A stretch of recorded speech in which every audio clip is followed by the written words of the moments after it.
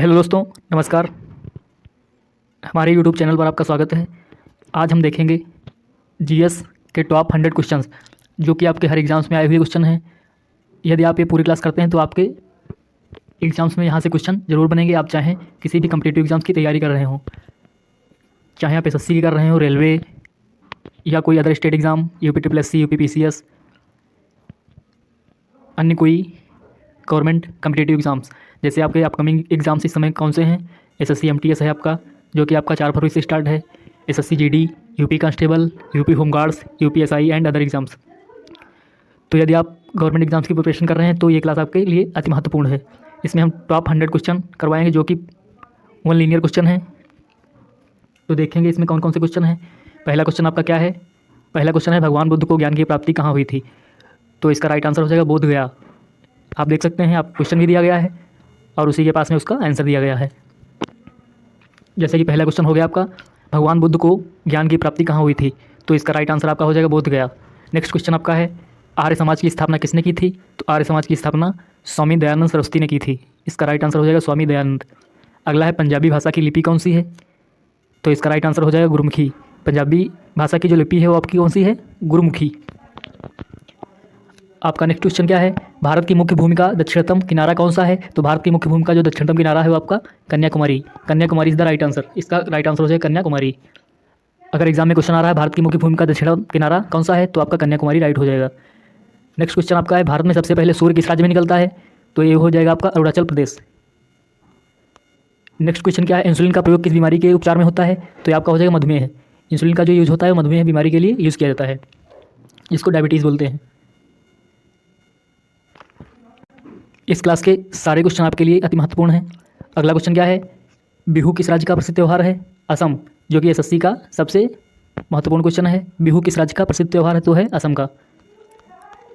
Next question क्या है, कौन सा विटामिन आंवले में प्रचुर मात्रा में पाया जाता है? तो आपको पता होना चाहिए, विटामिन सी जो है आंवले में पाया जाता है। क्या? विटामिन सी, आंवले में विटामिन सी पाया जाता है। अगला है, भारत का गवर्नर जनरल कौन था? भारत का प्रथम गवर्नर जनरल कौन था? तो ये आपको हो जाएगा विलियम बेंटिंग। विलियम बेंटिंग जो है भारत का प्रथम गवर्नर जनरल थे। अगला है, कागज़ का आविष्कार किस देश में हुआ था? तो कागज़ का आविष्कार जो है चाइना में हुआ था। अगला आपका इतिहास और राजनीति से क्वेश्चन है कुछ। गौतम बुद्ध का बचपन का नाम क्या था? तो गौतम बुद्ध का बचपन का नाम जो था वो सिद्धार्थ था। नेक्स्ट क्वेश्चन है, भारत में सशस्त्र बलों का सर्वोच्च सेनापति कौन था? भारत में सशस्त्र बलों का सर्वोच्च सेनापति कौन होता है? तो ये हो जाएगा राष्ट्रपति। अगला क्वेश्चन है, रतौंधी किस विटामिन की कमी से होता है? जो रतौंधी बीमारी है वो आपकी विटामिन ए से होती है। रतौंधी बीमारी विटामिन ए से होती है। इसका राइट आंसर विटामिन ए। अगला क्वेश्चन है, पोंगल किस राज्य का त्यौहार है? तो पोंगल जो है तमिलनाडु का त्यौहार है। अगला क्वेश्चन है, गिद्धा और भांगड़ा किस राज्य के लोक नृत्य हैं? तो गिद्धा आपको पता होना चाहिए पंजाब, भांगड़ा भी पंजाब। अगला है, टेलीविजन का आविष्कार किसने किया था? तो टेलीविजन का आविष्कार आपका किया था जॉन लोगी। जॉन लोगी जो है उन्होंने टेलीविजन का आविष्कार किया था। नेक्स्ट क्वेश्चन है, भारत की पहली महिला शासिका कौन थी? तो भारत की पहली महिला शासिका रजिया सुल्तान थी। इसका राइट आंसर हो जाएगा रजिया सुल्तान। अगला है, मछली किसकी सहायता से सांस लेती है? तो ये हो जाएगा गलफड़ो। मतलब जो गलफड़े होते हैं उससे मछली उसकी सहायता से सांस लेती है, जिसको इंग्लिश में गिल्स बोलते हैं। अगला क्वेश्चन है, इंकलाब जिंदाबाद का नारा किसने दिया? तो ये भगत सिंह हो जाएंगे। नेक्स्ट क्वेश्चन, जलियांवाला बाग हत्याकांड कब हुआ, कहाँ हुआ? 1919 में हुआ था। कहाँ? अमृतसर में। जलियांवाला बाग हत्याकांड जो है 1919 में हुआ। कहाँ पे हुआ? अमृतसर में हुआ। नेक्स्ट क्वेश्चन है, 1939 ईस्वी में कांग्रेस छोड़ने के बाद सुभाष चंद्र बोस ने किस दल की स्थापना की? तो उन्होंने की थी फॉरवर्ड ब्लॉक की स्थापना। 1939 में जब सुभाष चंद्र ने कांग्रेस छोड़ा था तो उसके बाद उन्होंने स्थापना की एक संस्था की, जिसको बोलते हैं फॉरवर्ड ब्लॉक। अगला है, पंजाब केसरी किसे कहा जाता है? तो पंजाब केसरी लाला लाजपत राय को कहा जाता है। अगला है, सांडर्स की हत्या किसने की थी? तो सांडर्स की हत्या भगत सिंह ने करी थी।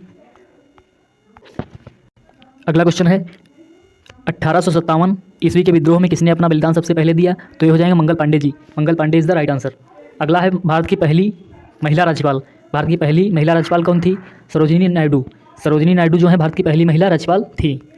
अगला है, माउंट एवरेस्ट पर 2 बार चढ़ने वाली पहली महिला कौन थी? ये आपका हो जाएगा संतोष यादव। संतोष यादव जो है ये फीमेल थी, महिला थी। नाम से केवल मेल लग रहा है ये, लेकिन फीमेल है। अगला है, ब्रह्म समाज की स्थापना किसने की थी? तो ब्रह्म समाज की स्थापना जो है राजा राम मोहन द्वारा की गई थी। ब्रह्म समाज की स्थापना राजा राम मोहन द्वारा की गई थी। राजा राम मोहन राय इनका पूरा नाम है। अगला है, स्वामी दयानंद सरस्वती का मूल नाम क्या था? तो ये हो जाएगा मूल शंकर।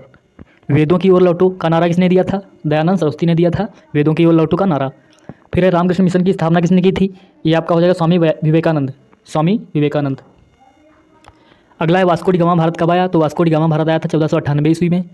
नेक्स्ट क्वेश्चन है, फिर वास्को डी गामा से ही क्वेश्चन है, वास्को डी गामा कहाँ का रहने वाला था? ये आपका पुर्तगाल का रहने वाला था। अगला क्वेश्चन है, हवा महल कहाँ स्थित है? तो हवा महल जो है आपका जयपुर में स्थित है। और जयपुर कहाँ है? राजस्थान है। जयपुर राजस्थान की कैपिटल है। अगला, सिख धर्म का संस्थापक किस सिख गुरु को माना जाता है? तो ये हो जाएंगे गुरु नानक। अगला आपका सिखों का प्रमुख त्यौहार कौन सा है? तो सिखों का प्रमुख त्यौहार जो है बैसाखी होता है।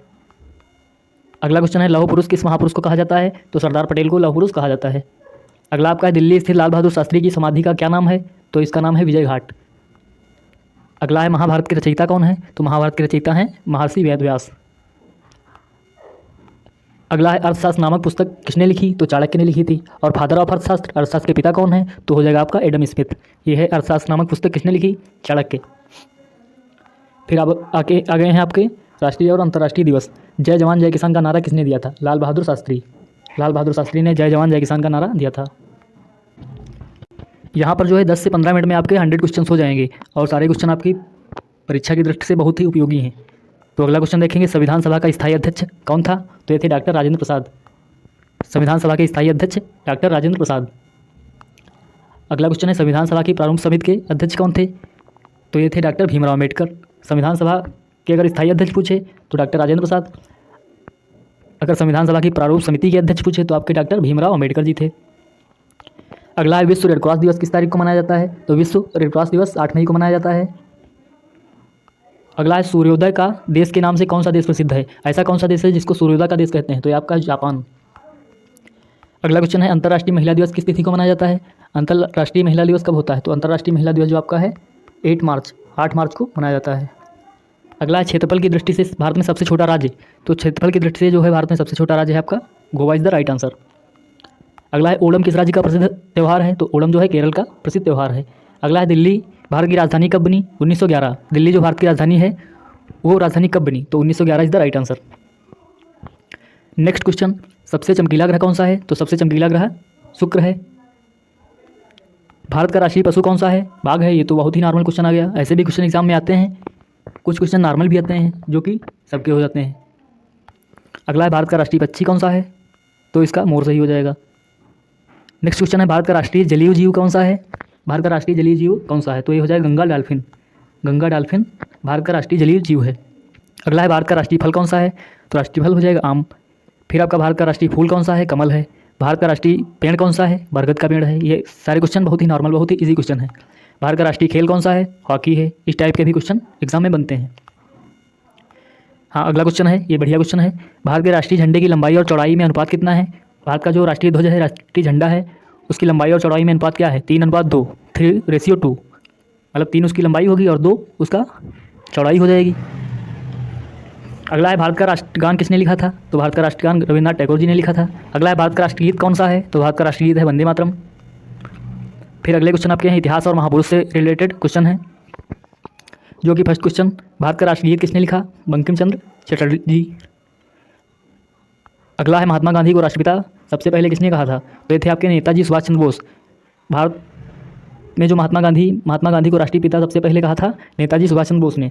अगला क्वेश्चन है, हमारा राष्ट्रीय पंचांग कौन सा है? तो हमारा राष्ट्रीय पंचांग है शक संवत। अगला क्वेश्चन है, राष्ट्रगान गाने की अवधि कितनी है? तो 52 सेकंड में हमको राष्ट्रगान गाना होता है, तो इसकी अवधि हो जाएगी 52 सेकंड। अगला क्वेश्चन है, रेडियो एक्टिविटी की खोज किसने की थी? हेनरी बेकरल ने। रेडियो एक्टिविटी की खोज की थी हेनरी बेकरल ने। अगला है, पेस मेकर का संबंध शरीर के किस अंग से है? तो इसका राइट आंसर हो जाएगा हृदय। नेक्स्ट है, मानव शरीर की किस ग्रंथि को मास्टर ग्रंथि कहा जाता है? तो ये हो जाएगा आपका पिट्यूटरी ग्लैंड, पीयूष ग्रंथि। पीयूष ग्रंथि, मास्टर ग्रंथि क्या है? पीयूष ग्रंथि। अगला है, कार्बन का सर्वाधिक शुद्ध रूप कौन सा है? तो हीरा। हीरा जो है कार्बन का सर्वाधिक शुद्ध रूप है। अगला है, एक्सरे का आविष्कार किसने किया था? एक्सरे का आविष्कार किया था राटजन ने। अगला क्वेश्चन, किस धातु का प्रयोग मानव द्वारा सबसे पहले किया गया था? तो मानव द्वारा सबसे पहले तांबे का यूज़ किया गया था। अगला क्वेश्चन है, अंतरिक्ष यात्री को बाह्य आकाश दिखाई कैसा पड़ता है? अंतरिक्ष यात्री जो होता है उसको बाह्य आकाश कैसा दिखाई पड़ता है? तो इसका राइट आंसर है ब्लैक, उसको काला दिखाई पड़ेगा। दूरबीन का आविष्कार किसने किया था? दूरबीन का आविष्कार किया था गैलीलियो ने। अगला, दिल्ली स्थित महात्मा गांधी की समाधि का क्या नाम है? राजघाट। दिल्ली में जो महात्मा गांधी की समाधि है उसका नाम है राजघाट। अगला क्वेश्चन आपका है, ओलंपिक खेलों की एकल स्पर्धा में स्वर्ण पदक जीतने वाले एकमात्र भारतीय। तो ये आपके थे अभिनव बिंद्रा, लेकिन वर्तमान में जो है नीरज चोपड़ा भी इसी में शामिल हैं, तो अभिनव बिंद्रा एंड नीरज चोपड़ा। ओलंपिक खेलों का आयोजन कितने वर्षों के बाद होता है? तो इसका राइट आंसर हो जाएगा 4 वर्ष, 4 ईयर्स, 4 वर्ष। सन 2024 में ओलंपिक खेल कहाँ आयोजित हुए? पेरिस, फ्रांस में आयोजित हुए। अगला है अंतर्राष्ट्रीय मानवाधिकार दिवस कब मनाया जाता है? ये मनाया जाता है आपका 10 दिसंबर। अगला हरियाणा की कौन सी नस्ल की भैंस प्रसिद्ध है? तो ये हो जाएगा मुर्रा। अगला है प्रसिद्ध शीतला माता मंदिर कहाँ स्थित है? गुड़गांव, गुड़गांव हरियाणा में है। तो प्रसिद्ध शीतला मंदिर जो है, माता मंदिर है, ये आपका गुड़गांव हरियाणा में स्थित है।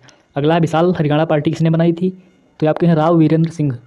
अगला हरियाणा का क्षेत्रफल कितना वर्ग किलोमीटर है? 44,212 वर्ग किलोमीटर। इसी प्रकार से आपके 100 क्वेश्चन कंप्लीट हो गए हैं। तो आप लोग अगर इसकी PDF लेना चाहते हैं तो आपको हमारा व्हाट्सएप चैनल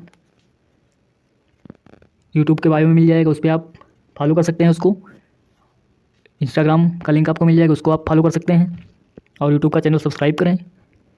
इसका PDF पाने के लिए आप हमको मैसेज करेंगे 9696944475।